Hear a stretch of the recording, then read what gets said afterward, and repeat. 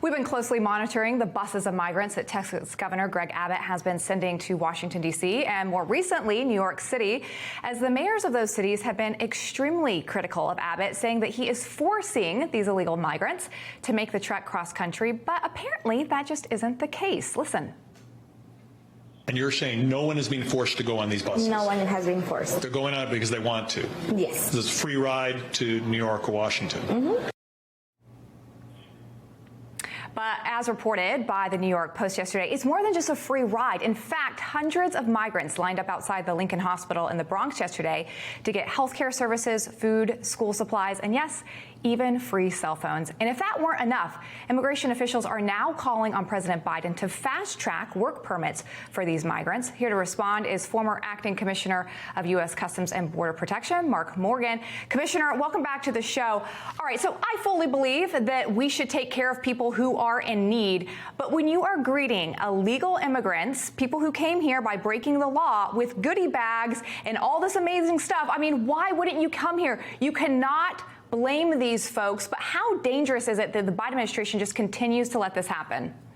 Yeah, look, Lindsay, I couldn't have said it better myself. It's not real complicated. If you incentivize, encourage, and reward illegal behavior, it's just going to beget illegal behavior. And let's put this in context. So in New York City, they have some of the most prolific sanctuary city laws in this country that literally act as a beacon for the whole world to see, that tells them to illegally enter our southwest border and make your way to New York City, because once you get there, you're going to get free education, free health care. You're going to allow to be able to work here legally. You're going to be given driver's license, and the list continues to go on. They also prevent the sharing of critical database information with federal authorities, and they refuse to allow New York State police officers to work with federal authorities who enforce immigration law. And let's not forget, the Secretary Mayorkas, along with the NGOs and assistants from Secretary Mayorkas, have been flying illegal aliens to New York City for the past 18 months. You haven't heard a word from this New York City mayor. It's only until Governor Abbott facilitates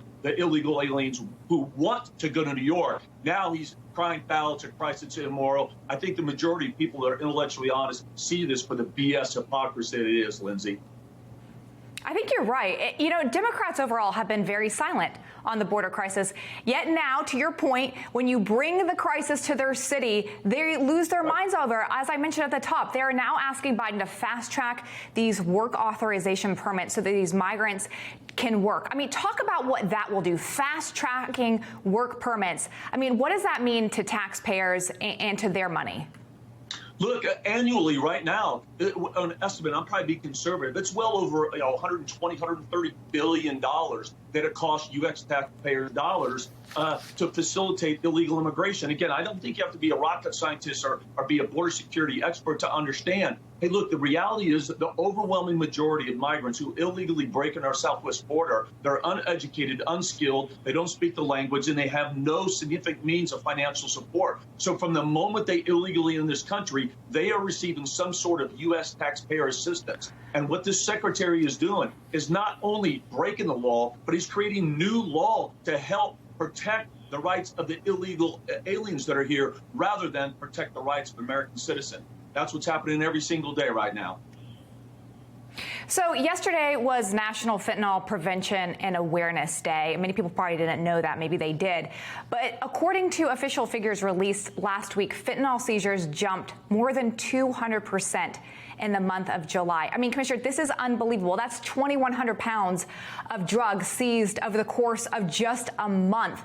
When I think about parents or grandparents who are sending their students to high school, to college, and they're worried, is my kid going to get something, even a Skittle, which sounds ridiculous, but laced with fentanyl? I mean, this is the number one killer of kids 18 all the way up into their 40s.